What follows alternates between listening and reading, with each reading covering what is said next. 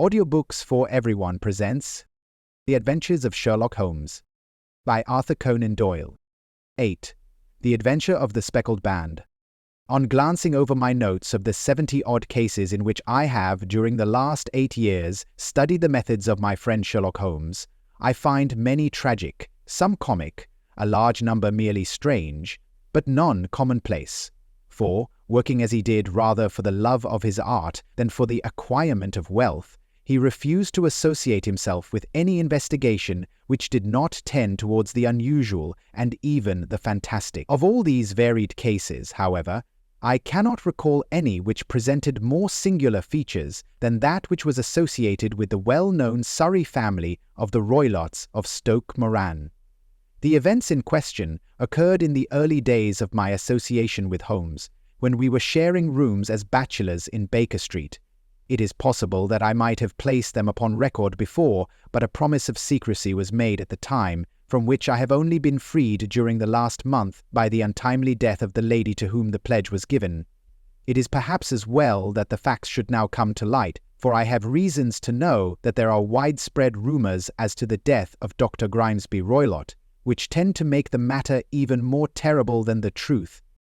It was early in April in the year 83 that I woke one morning to find Sherlock Holmes standing, fully dressed, by the side of my bed.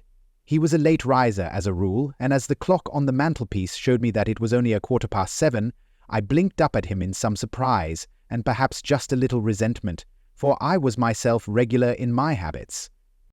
"Very sorry to knock you up, Watson," said he, "but it's the common lot this morning. Mrs. Hudson has been knocked up, she retorted upon me, and I on you." "What is it then? A fire?" "No." "A client?" "It seems that a young lady has arrived in a considerable state of excitement, who insists upon seeing me. She is waiting now in the sitting-room. Now, when young ladies wander about the metropolis at this hour of the morning, and knock sleepy people up out of their beds, I presume that it is something very pressing which they have to communicate. Should it prove to be an interesting case, you would, I am sure, wish to follow it from the outset. I thought at any rate that I should call you and give you the chance." "My dear fellow, I would not miss it for anything." I had no keener pleasure than in following Holmes in his professional investigations, and in admiring the rapid deductions, as swift as intuitions, and yet always founded on a logical basis with which he unravelled the problems which were submitted to him. I rapidly threw on my clothes, and was ready in a few minutes to accompany my friend down to the sitting-room. A lady dressed in black and heavily veiled, who had been sitting in the window, rose as we entered. "Good morning, madam," said Holmes cheerily. "My name is Sherlock Holmes. This is my intimate friend and associate, Dr. Watson, before whom you can speak as freely as before myself." "Ha! I am glad to see that Mrs. Hudson has had the good sense to light the fire. Pray, draw up to it, and I shall order you a cup of hot coffee, for I observe that you are shivering." "It is not cold which makes me shiver," said the woman in a low voice, changing her seat as requested. "What then?" "It is fear, Mr. Holmes. It is terror."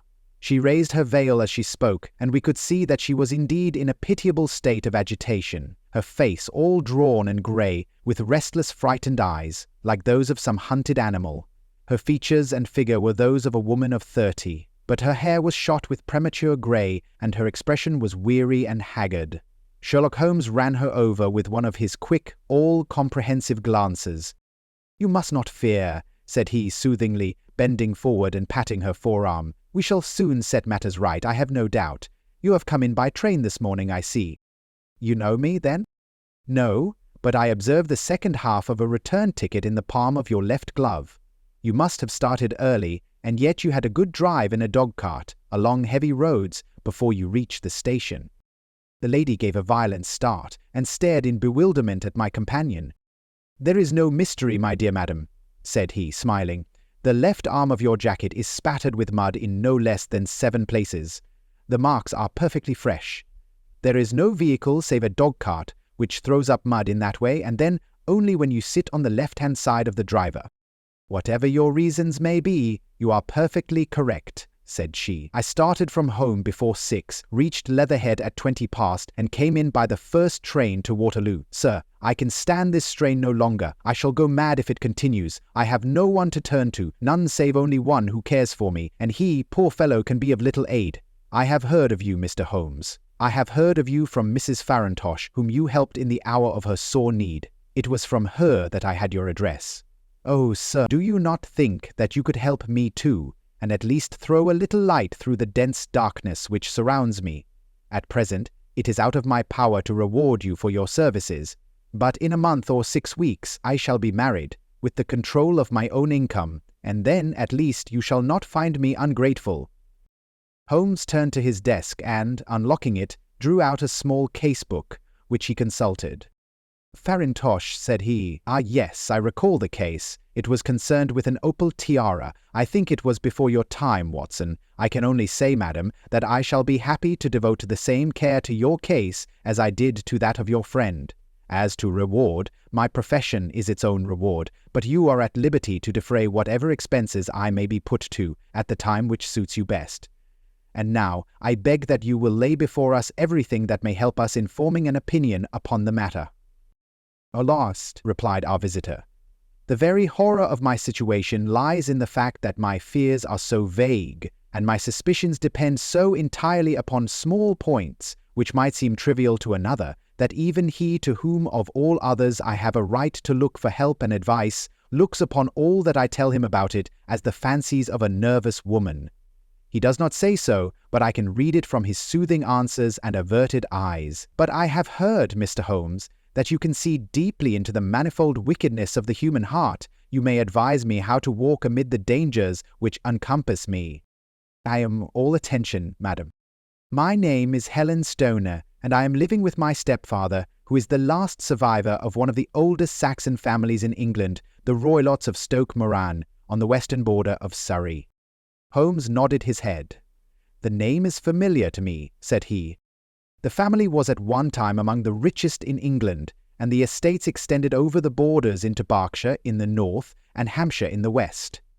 In the last century, however, 4 successive heirs were of a dissolute and wasteful disposition, and the family ruin was eventually completed by a gambler in the days of the Regency. Nothing was left, save a few acres of ground, and the 200-year-old house, which is itself crushed under a heavy mortgage. The last squire dragged out his existence there, living the horrible life of an aristocratic pauper. But his only son, my stepfather, seeing that he must adapt himself to the new conditions, obtained an advance from a relative, which enabled him to take a medical degree and went out to Calcutta, where, by his professional skill and his force of character, he established a large practice. In a fit of anger, however, caused by some robberies which had been perpetrated in the house, he beat his native butler to death and narrowly escaped a capital sentence. As it was, he suffered a long term of imprisonment, and afterwards returned to England a morose and disappointed man. When Dr. Roylott was in India, he married my mother, Mrs. Stoner, the young widow of Major General Stoner of the Bengal Artillery. My sister Julia and I were twins, and we were only 2 years old at the time of my mother's remarriage. She had a considerable sum of money, not less than GBP 1,000 a year, and this she bequeathed to Dr. Roylott entirely while we resided with him, with a provision that a certain annual sum should be allowed to each of us in the event of our marriage. Shortly after our return to England, my mother died. She was killed 8 years ago in a railway accident near Crewe. Dr. Roylott then abandoned his attempts to establish himself in practice in London and took us to live with him in the old ancestral house at Stoke Moran. The money which my mother had left was enough for all our wants, and there seemed to be no obstacle to our happiness. But a terrible change came over our stepfather about this time. Instead of making friends and exchanging visits with our neighbours, who had at first been overjoyed to see a Roylott of Stoke Moran back in the old family seat, he shut himself up in his house, and seldom came out save to indulge in ferocious quarrels with whoever might cross his path. Violence of temper approaching to mania has been hereditary in the men of the family, and in my stepfather's case it had, I believe, been intensified by his long residence in the tropics. A series of disgraceful brawls took place, 2 of which ended in the police court, until at last he became the terror of the village, and the folks would fly at his approach, for he is a man of immense strength, and absolutely uncontrollable in his anger. Last week he hurled the local blacksmith over a parapet into a stream, and it was only by paying over all the money which I could gather together that I was able to avert another public exposure. He had no friends at all save the wandering gypsies, and he would give these vagabonds leave to encamp upon the few acres of bramble-covered land which represent the family estate, and would accept in return the hospitality of their tents, wandering away with them sometimes for weeks on end. He has a passion also for Indian animals, which are sent over to him by a correspondent, and he has at this moment a cheetah and a baboon, which wander freely over his grounds and are feared by the villagers almost as much as their master. You can imagine from what I say that my poor sister Julia and I had no great pleasure in our lives. No servant would stay with us, and for a long time we did all the work of the house. She was but 30 at the time of her death, and yet her hair had already begun to whiten, even as mine has. Your sister is dead, then? She died just 2 years ago, and it is of her death that I wish to speak to you. You can understand that, living the life which I have described, we were little likely to see anyone of our own age and position. We had, however, an aunt, my mother's maiden sister, Miss Honoria Westphale, who lives near Harrow, and we were occasionally allowed to pay short visits at this lady's house. Julia went there at Christmas 2 years ago, and met there a half-pay major of Marines, to whom she became engaged. My stepfather learned of the engagement when my sister returned, and offered no objection to the marriage, but, within a fortnight of the day which had been fixed for the wedding, the terrible event occurred which has deprived me of my only companion.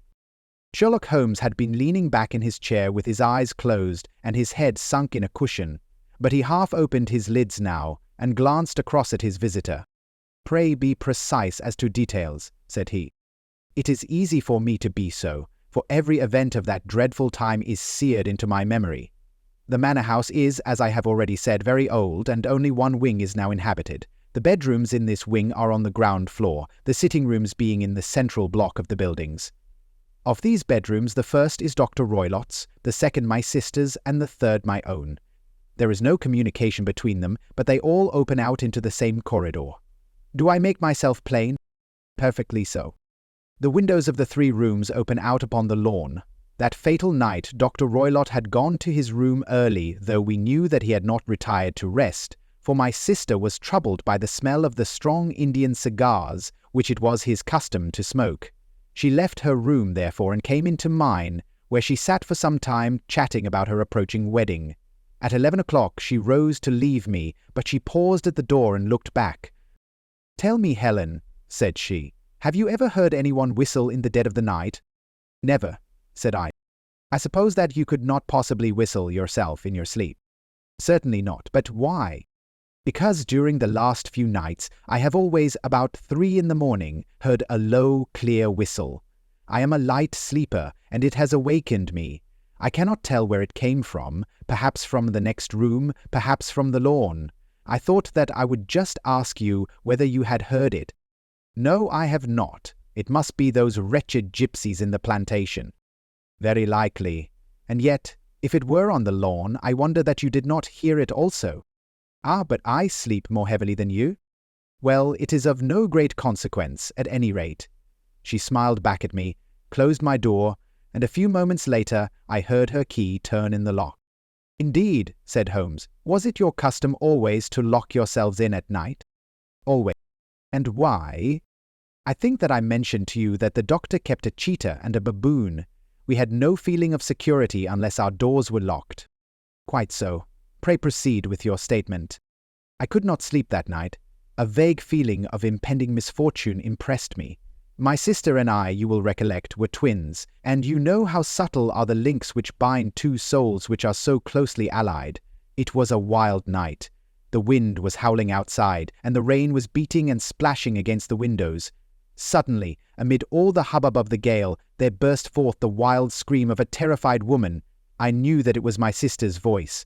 I sprang from my bed, wrapped a shawl round me, and rushed into the corridor. As I opened my door, I seemed to hear a low whistle, such as my sister described, and a few moments later a clanging sound, as if a mass of metal had fallen. As I ran down the passage, my sister's door was unlocked and revolved slowly upon its hinges.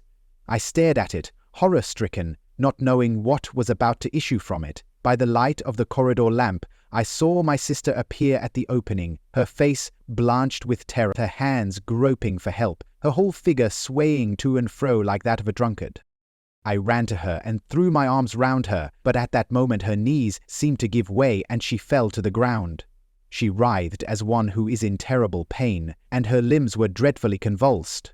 At first I thought that she had not recognized me, but as I bent over her she suddenly shrieked out in a voice which I shall never forget, "Oh my God, Helen!" It was the band, the Speckled Band. There was something else which she would fain have said, and she stabbed with her finger into the air in the direction of the doctor's room, but a fresh convulsion seized her and choked her words. I rushed out, calling loudly for my stepfather, and I met him hastening from his room in his dressing gown. When he reached my sister's side she was unconscious, and though he poured brandy down her throat and sent for medical aid from the village, all efforts were in vain, for she slowly sank and died without having recovered her consciousness. Such was the dreadful end of my beloved sister. "Moment," said Holmes. "Are you sure about this whistle and metallic sound? Could you swear to it?" "That was what the county coroner asked me at the inquiry. It is my strong impression that I heard it, and yet, among the crash of the gale and the creaking of an old house, I may possibly have been deceived." "Was your sister dressed?" "No, she was in her nightdress. In her right hand was found the charred stump of a match, and in her left a matchbox, showing that she had struck a light and looked about her when the alarm took place. That is important." "And what conclusions did the coroner come to?" "Investigated the case with great care, for Dr. Roylott's conduct had long been notorious in the county, but he was unable to find any satisfactory cause of death. My evidence showed that the door had been fastened upon the inner side, and the windows were blocked by old-fashioned shutters with broad iron bars, which were secured every night. The walls were carefully sounded and were shown to be quite solid all round, and the flooring was also thoroughly examined, with the same result. The chimney is wide, but is barred up by 4 large staples. It is certain, therefore, that my sister was quite alone when she met her end. Besides, there were no marks of any violence upon her." "How about poison?" "The doctors examined her for it, but without success." "What do you think that this unfortunate lady died of, then?" "It is my belief that she died of pure fear and nervous shock, though what it was that frightened her I cannot imagine." "Were there gypsies in the plantation at the time?" "Yes, there are nearly always some there." "Ah, and what did you gather from this allusion to a band, a speckled band?" "Sometimes I have thought that it was merely the wild talk of delirium, sometimes that it may have referred to some band of people, perhaps to these very gypsies in the plantation. I do not know whether the spotted handkerchiefs which so many of them wear over their heads might have suggested the strange adjective which she used." Holmes shook his head like a man who is far from being satisfied.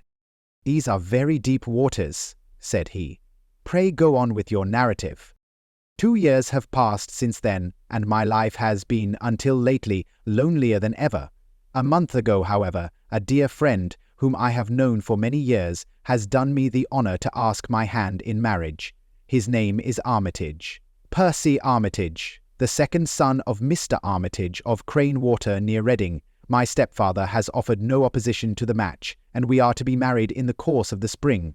2 days ago, some repairs were started in the west wing of the building, and my bedroom wall has been pierced, so that I have had to move into the chamber in which my sister died, and to sleep in the very bed in which she slept. Imagine then my thrill of terror when last night, as I lay awake, thinking over her terrible fate, I suddenly heard in the silence of the night the low whistle which had been the herald of her own death. I sprang up and lit the lamp, but nothing was to be seen in the room. I was too shaken to go to bed again, however, so I dressed, and as soon as it was daylight, I slipped down, got a dog-cart at the Crown Inn, which is opposite, and drove to Leatherhead, from whence I have come on this morning, with the one object of seeing you and asking your advice." "You have done wisely," said my friend. "But have you told me all?" "Yes, all." "Miss Roylott, you have not.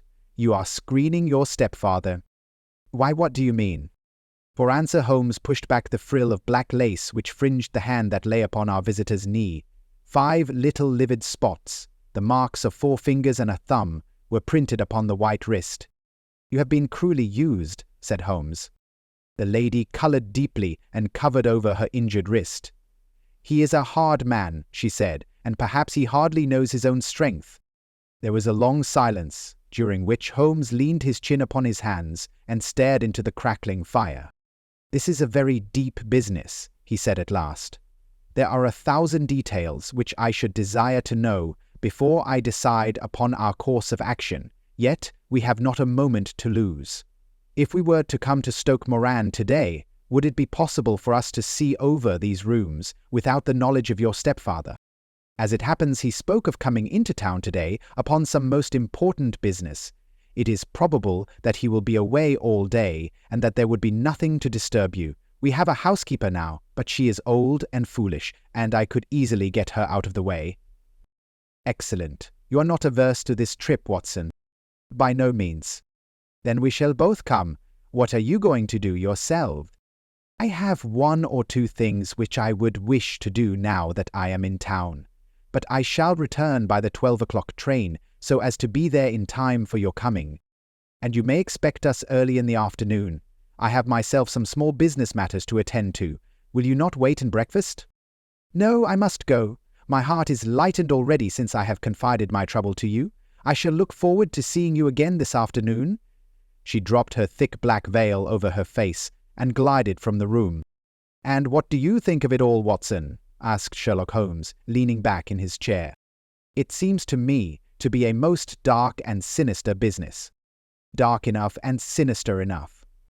Yet, if the lady is correct in saying that the flooring and walls are sound, and that the door, window, and chimney are impassable, then her sister must have been, undoubtedly, alone when she met her mysterious end.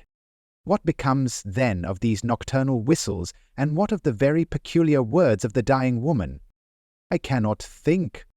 When you combine the ideas of whistles at night, the presence of a band of gypsies who are on intimate terms with this old doctor, the fact that we have every reason to believe that the doctor has an interest in preventing his stepdaughter's marriage, the dying allusion to a band, and finally, the fact that Miss Helen Stoner heard a metallic clang which might have been caused by one of those metal bars that secured the shutters falling back into its place, I think that there is good ground to think that the mystery may be cleared along those lines.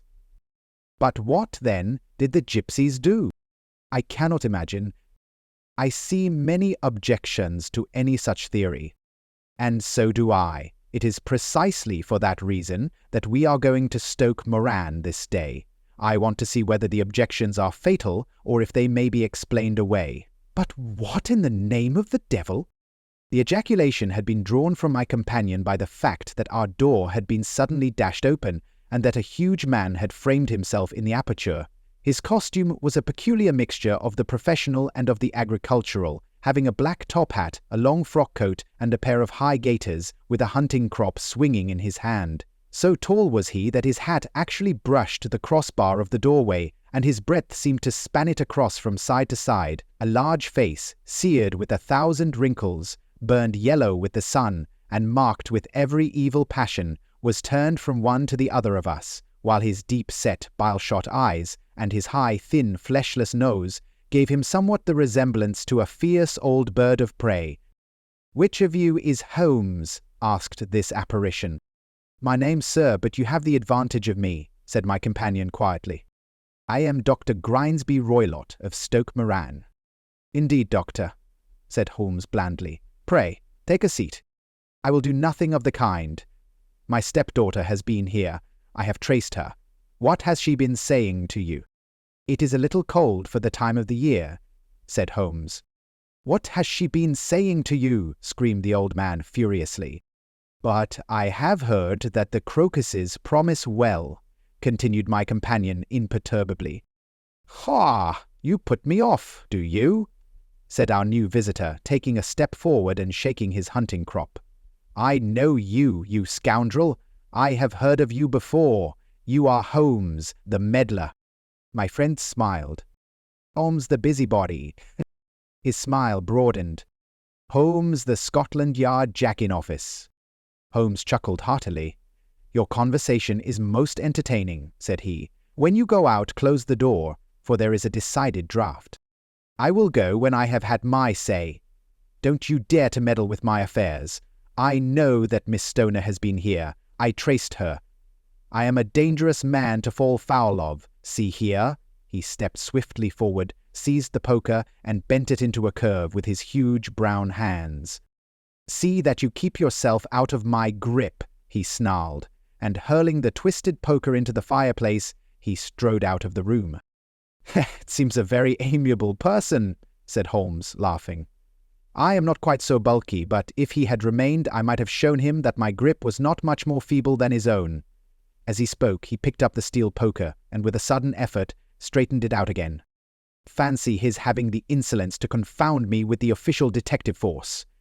This incident gives zest to our investigation, however, and I only trust that our little friend will not suffer from her imprudence in allowing this brute to trace her. And now, Watson, we shall order breakfast, and afterwards I shall walk down to Doctors' Commons, where I hope to get some data which may help us in this matter. It was nearly 1 o'clock when Sherlock Holmes returned from his excursion. He held in his hand a sheet of blue paper, scrawled over with notes and figures. "I have seen the will of the deceased wife," said he. "To determine its exact meaning, I have been obliged to work out the present prices of the investments with which it is concerned. The total income, which at the time of the wife's death was little short of GBP 1,100, is now, through the fall in agricultural prices, not more than GBP 750. Each daughter can claim an income of GBP 250 in case of marriage. It is evident, therefore, that if both girls had married, this beauty would have had a mere pittance, while even one of them would cripple him to a very serious extent. My morning's work has not been wasted, since it has proved that he has the very strongest motives for standing in the way of anything of the sort. And now, Watson, this is too serious for dawdling, especially as the old man is aware that we are interesting ourselves in his affairs. So, if you are ready, we shall call a cab and drive to Waterloo. I should be very much obliged if you would slip your revolver into your pocket. An Eley's no-2 is an excellent argument with gentlemen who can twist steel pokers into knots. That and a toothbrush are, I think, all that we need." At Waterloo, we were fortunate in catching a train for Leatherhead, where we hired a trap at the station inn and drove for 4 or 5 miles through the lovely Surrey lanes. It was a perfect day, with a bright sun and a few fleecy clouds in the heavens. The trees and wayside hedges were just throwing out their first green shoots, and the air was full of the pleasant smell of the moist earth. To me, at least, there was a strange contrast between the sweet promise of the spring and this sinister quest upon which we were engaged. My companion sat in the front of the trap, his arms folded, his hat pulled down over his eyes, and his chin sunk upon his breast, buried in the deepest thought. Suddenly, however, he started, tapped me on the shoulder, and pointed over the meadows. "Look there," said he. A heavily timbered park stretched up in a gentle slope, thickening into a grove at the highest point. From amid the branches there jutted out the grey gables and high roof, tree of a very old mansion. "Stoke Moran," said he. "Yes, sir, that be the house of Dr. Grimesby Roylott," remarked the driver. "There is some building going on there," said Holmes. "That is where we are going." "There's the village," said the driver, pointing to a cluster of roofs some distance to the left. "But if you want to get to the house, you'll find it shorter to get over this stile, and so by the footpath over the fields. There it is, where the lady is walking." "And the lady, I fancy, is Miss Stoner," observed Holmes, shading his eyes. "Yes, I think we had better do as you suggest." We got off, paid our fare, and the trap rattled back on its way to Leatherhead. "I thought it as well," said Holmes as we climbed the stile, "that this fellow should think we had come here as architects, or on some definite business. It may stop his gossip. Good afternoon, Miss Stoner. You see that we have been as good as our word." Our client of the morning had hurried forward to meet us with a face which spoke her joy. "I have been waiting so eagerly for you," she cried, shaking hands with us warmly. "All has turned out splendidly, Dr. Roylott has gone to town, and it is unlikely that he will be back before evening." "We have had the pleasure of making the doctor's acquaintance," said Holmes, and in a few words he sketched out what had occurred. Miss Stoner turned white to the lips as she listened. "Good heavens!" she cried. "He has followed me, then?" "So it appears. He is so cunning that I never know when I am safe from him. What will he say when he returns?" "He must guard himself, for he may find that there is someone more cunning than himself upon his track. You must lock yourself up from him tonight. If he is violent, we shall take you away to your aunt's at Harrow. Now, we must make the best use of our time, so kindly take us at once to the rooms which we are to examine."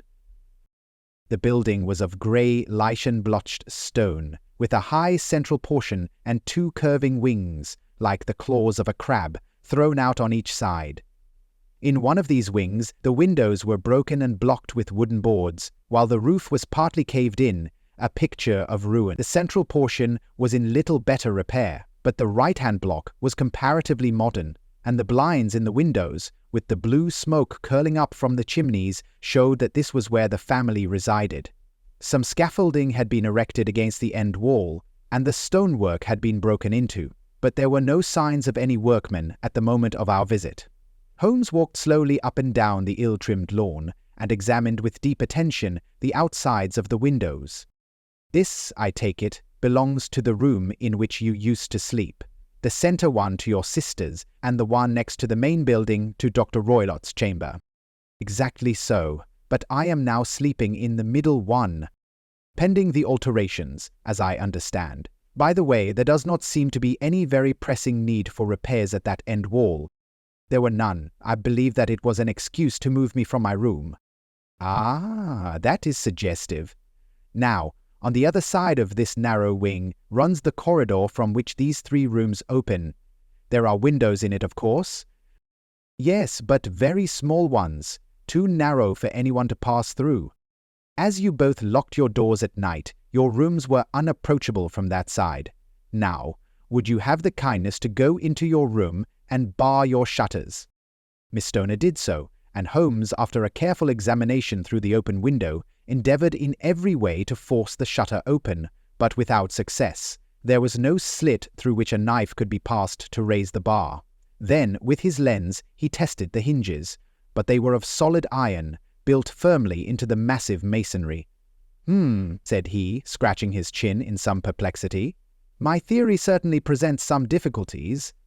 No one could pass these shutters if they were bolted. Well, we shall see if the inside throws any light upon the matter." A small side door led into the whitewashed corridor from which the three bedrooms opened. Holmes refused to examine the third chamber, so we passed at once to the second, that in which Miss Stoner was now sleeping, and in which her sister had met with her fate. It was a homely little room, with a low ceiling and a gaping fireplace, after the fashion of old country houses. A brown chest of drawers stood in one corner, a narrow white gauterpan bed in another, and a dressing table on the left-hand side of the window. These articles, with two small wickerwork chairs, made up all the furniture in the room, save for a square of Wilton carpet in the centre. The boards round and the panelling of the walls were of brown, worm-eaten oak, so old and discoloured that it may have dated from the original building of the house. Holmes drew one of the chairs into a corner and sat silent, while his eyes travelled round and up and down, taking in every detail of the apartment. "Where does that bell communicate with?" he asked at last, pointing to a thick bell rope which hung down beside the bed, the tassel actually lying upon the pillow. "It goes to the housekeeper's room." "It looks newer than the other things?" "Yes, it was only put there a couple of years ago." "Your sister asked for it, I suppose?" "No, I never heard of her using it. We used always to get what we wanted for ourselves." "Indeed, it seemed unnecessary to put so nice a bell pull there. You will excuse me for a few minutes while I satisfy myself as to this floor." He threw himself down upon his face, with his lens in his hand, and crawled swiftly backward and forward, examining minutely the cracks between the boards. Then he did the same with the woodwork with which the chamber was panelled. Finally, he walked over to the bed, and spent some time in staring at it, and in running his eye up and down the wall. Finally, he took the bell rope in his hand and gave it a brisk tug. "It's a dummy," said he. "Won't it ring?" "No, it is not even attached to a wire. This is very interesting. You can see now that it is fastened to a hook just above where the little opening for the ventilator is." "How very absurd! I never noticed that before." "Very strange," muttered Holmes, pulling at the rope. "There are one or two very singular points about this room. For example, what a fool a builder must be to open a ventilator into another room, when, with the same trouble, he might have communicated with the outside air." "That is also quite modern," said the lady. "Done about the same time as the bell rope," remarked Holmes. "Yes, there were several little changes carried out about that time.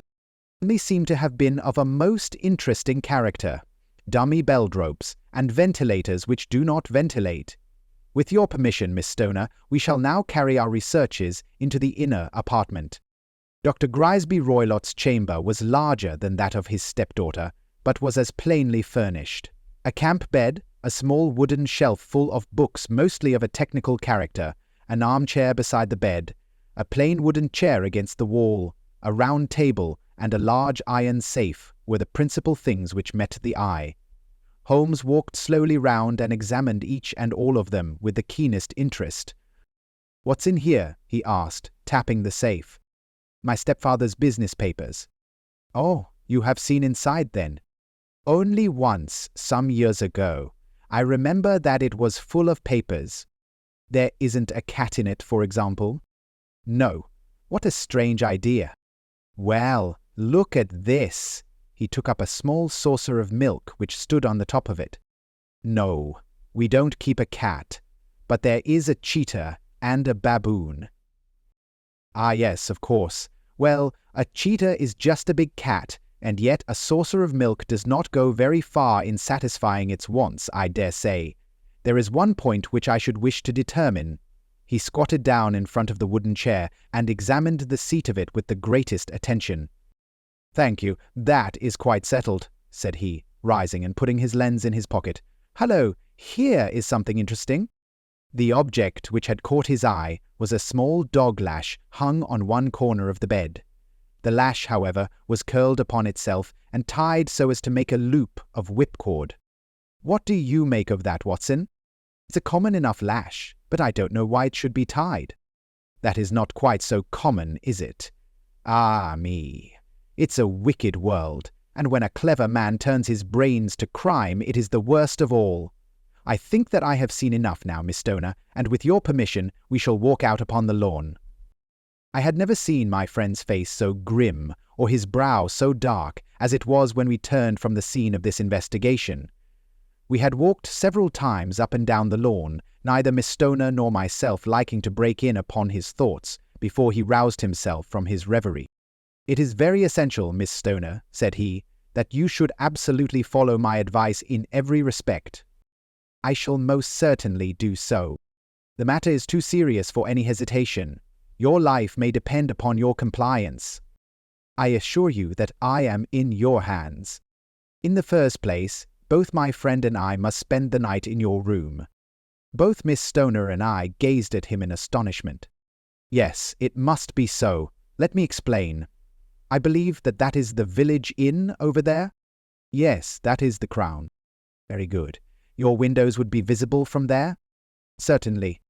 "You must confine yourself to your room on pretense of a headache when your stepfather comes back. Then, when you hear him retire for the night, you must open the shutters of your window, undo the hasp, put your lamp there as a signal to us, and then withdraw quietly with everything which you are likely to want into the room which you used to occupy.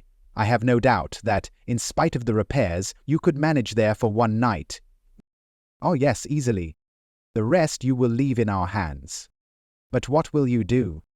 "We shall spend the night in your room, and we shall investigate the cause of this noise which has disturbed you." "I believe, Mr. Holmes, that you have already made up your mind," said Miss Stoner, laying her hand upon my companion's sleeve. "Perhaps I have."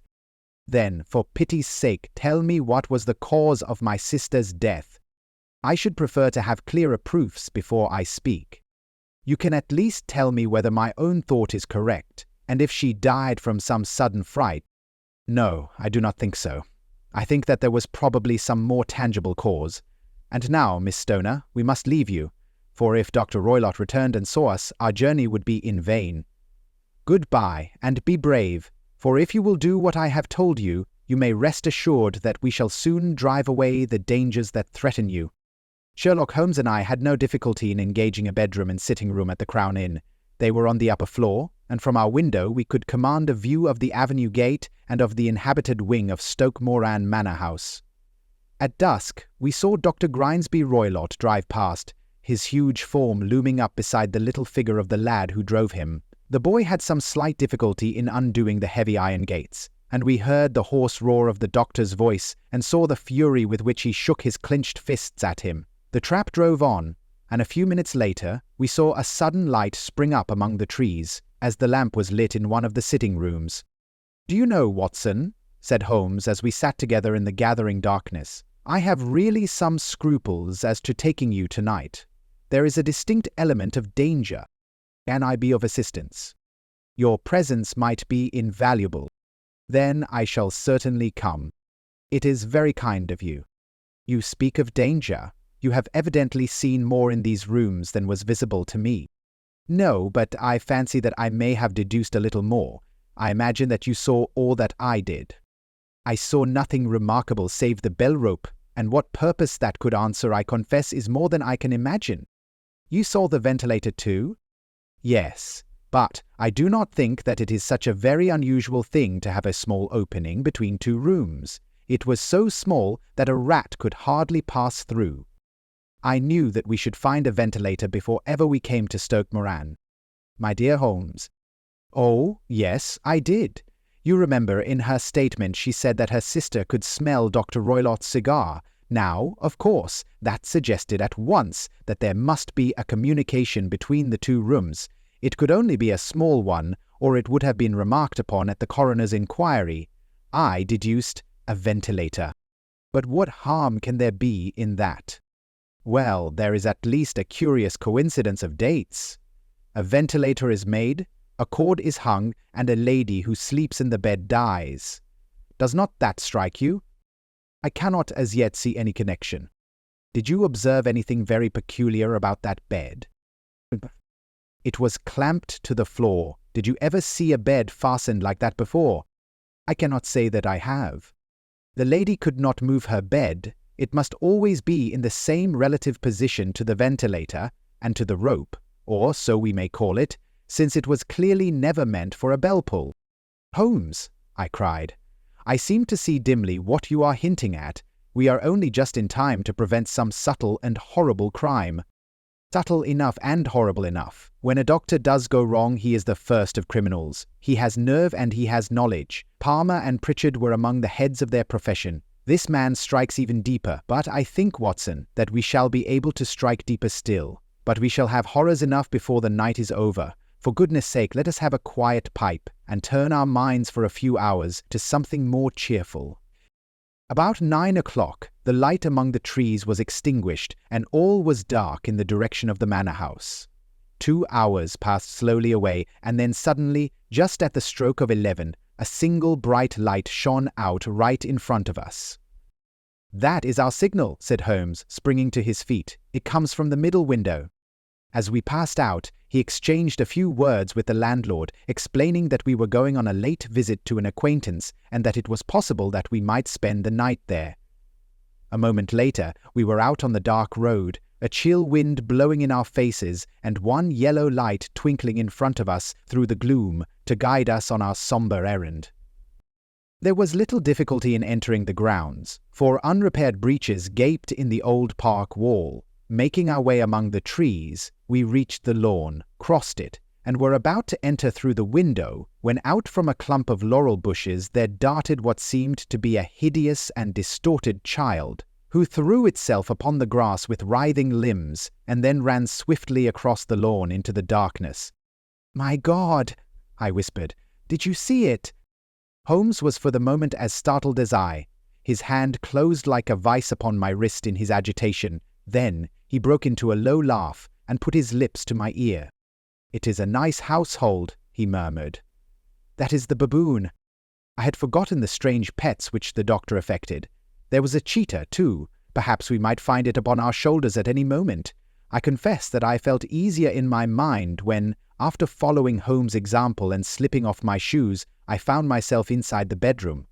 My companion noiselessly closed the shutters, moved the lamp onto the table, and cast his eyes round the room.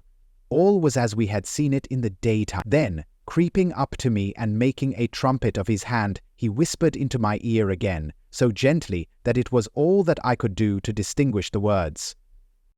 The least sound would be fatal to our plans. I nodded to show that I had heard. We must sit without light. He would see it through the ventilator. I nodded again. Do not go asleep. Your very life may depend upon it. Have your pistol ready in case we should need it. I will sit on the side of the bed, and you in that chair. I took out my revolver and laid it on the corner of the table. Holmes had brought up a long, thin cane, and this he placed upon the bed beside him.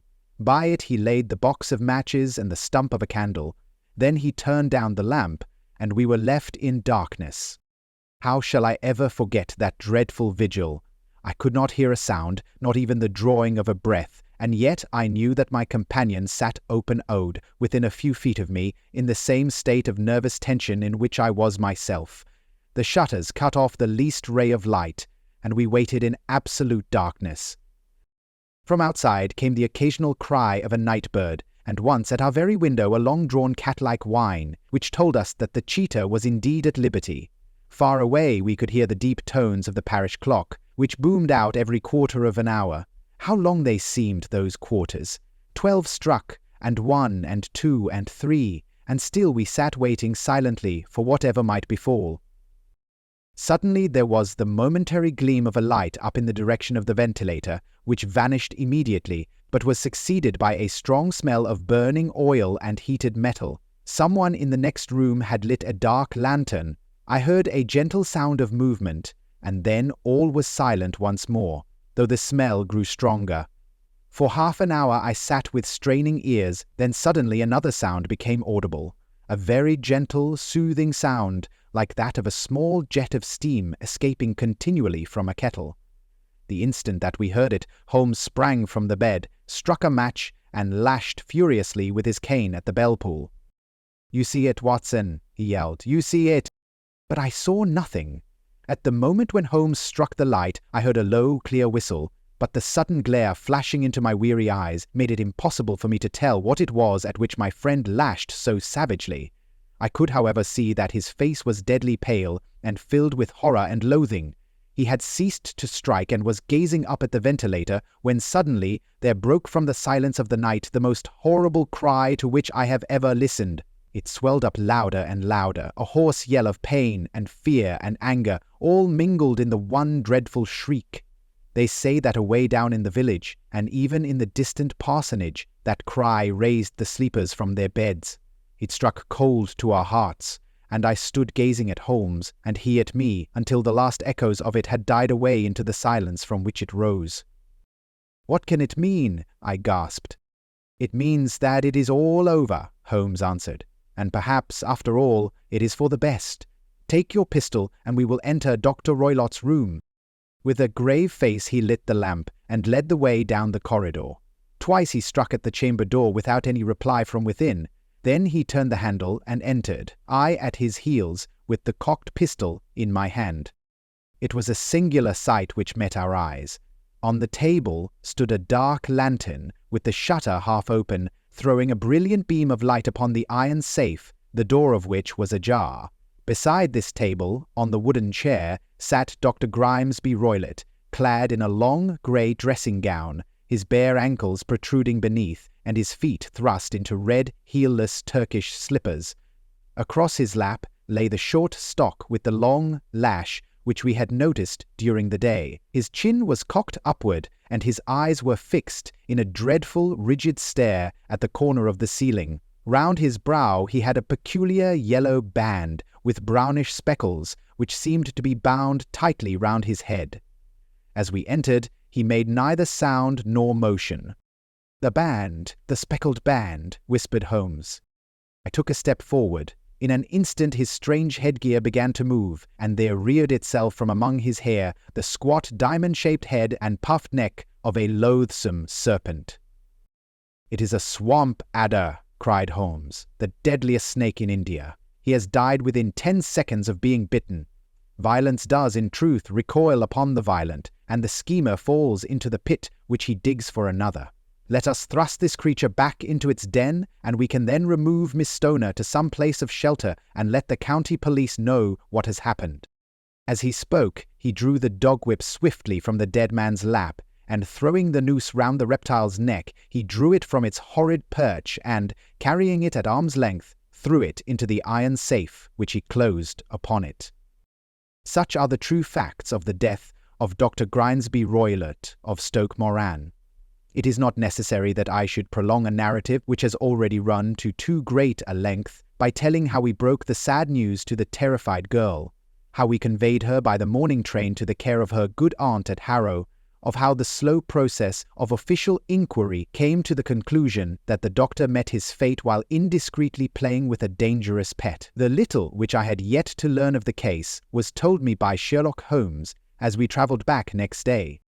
"I had," said he, "come to an entirely erroneous conclusion, which shows, my dear Watson, how dangerous it always is to reason from insufficient data. The presence of the gypsies, and the use of the word band, which was used by the poor girl no doubt to explain the appearance which she had caught a hurried glimpse of by the light of her match, were sufficient to put me upon an entirely wrong scent. I can only claim the merit that I instantly reconsidered my position when, however, it became clear to me that whatever danger threatened an occupant of the room could not come either from the window or the door. My attention was speedily drawn, as I have already remarked to you, to this ventilator, and to the bell rope which hung down to the bed. The discovery that this was a dummy, and that the bed was clamped to the floor, instantly gave rise to the suspicion that the rope was there as a bridge for something passing through the hole and coming to the bed.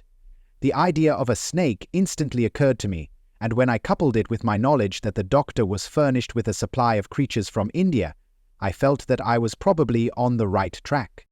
The idea of using a form of poison which could not possibly be discovered by any chemical test was just such a one as would occur to a clever and ruthless man who had had an Eastern training. The rapidity with which such a poison would take effect would also, from his point of view, be an advantage. It would be a sharp-eyed coroner, indeed, who could distinguish the 2 little dark punctures which would show where the poisoned fangs had done their work. Then I thought of the whistle. Of course he must recall the snake before the morning light revealed it to the victim. He had trained it, probably by the use of the milk which we saw, to return to him when summoned. He would put it through this ventilator at the hour that he thought best, with the certainty that it would crawl down the rope and land on the bed. It might or might not bite the occupant. Perhaps she might escape every night for a week, but sooner or later she must fall a victim. I had come to these conclusions before ever I had entered his room. An inspection of his chair showed me that he had been in the habit of standing on it, which, of course, would be necessary in order that he should reach the ventilator. The sight of the safe, the saucer of milk, and a loop of whipcord were enough to finally dispel any doubts which may have remained. The metallic clang heard by Miss Stoner was obviously caused by her stepfather hastily closing the door of his safe upon its terrible occupant. Having once made up my mind, you know the steps which I took in order to put the matter to the proof.